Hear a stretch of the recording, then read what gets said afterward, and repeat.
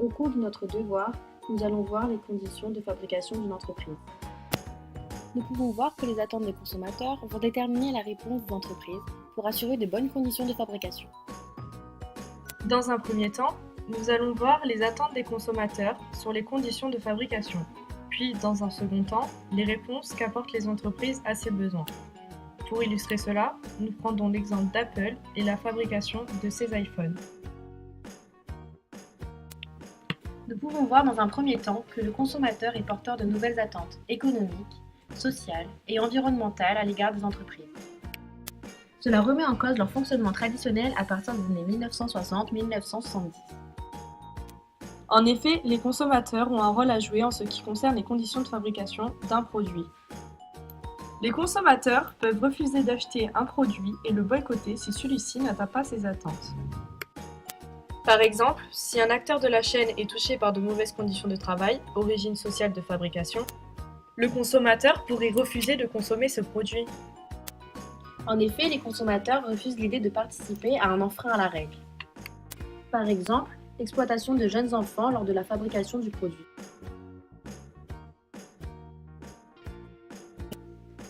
Ou encore des heures de travail dépassant celles fixées par la loi.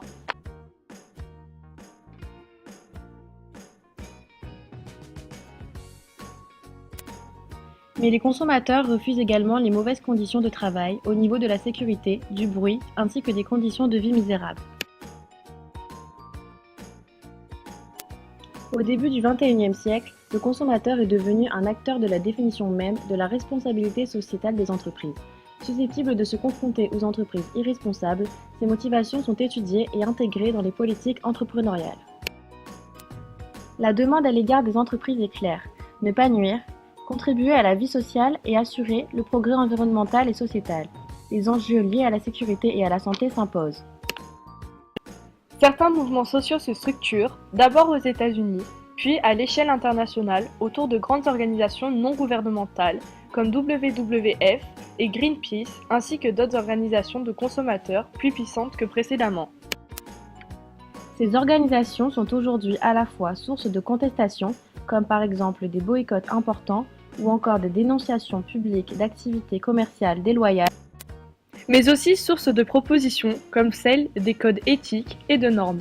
Les consommateurs, suite aux appréhensions qu'ils ont face aux produits étrangers, estiment également que les produits locaux respecteront davantage les normes sociales respectueuses des salariés. En effet, selon de nombreuses études, de plus en plus de Français perçoivent le Made in France comme une source de qualité et de sécurité d'usage. Selon eux, avec celui-ci, les normes sociales sont plus respectées, mais également une minimisation de l'impact environnemental. Le consommateur recherchera alors la proximité et le savoir industriel attachés à leur territoire. Les attentes des consommateurs sont abondamment analysées par les chercheurs qui étudient les fondements de leurs attentes et leurs motivations pour le développement d'une consommation engagée. Les consommateurs ont une responsabilité sociale. Ils veulent donc que les entreprises adoptent des pratiques responsables. Que cela soit sur l'emploi des mineurs dans les usines chinoises ou sur les conditions de fabrication qui ont amené une vague de suicides chez Foxconn, les entreprises débattent sur les conditions de travail des employés car cela touche leur image de marque et cela a une conséquence sur la vente de leurs produits. L'attente des consommateurs en matière de RSE est donc principalement sociale. Selon un sondage réalisé fin 2014, l'enjeu de la RSE le plus important aux yeux des Français pour 39% d'entre eux est d'assurer la sécurité des consommateurs et des salariés. Cela montre bien que la RSE veut respecter les conditions de fabrication et de travail des employés. Maintenant, nous allons passer à notre exemple concret. Prenons l'exemple de l'exploitation des salariés dans les usines chinoises lors de la fabrication d'iPhone.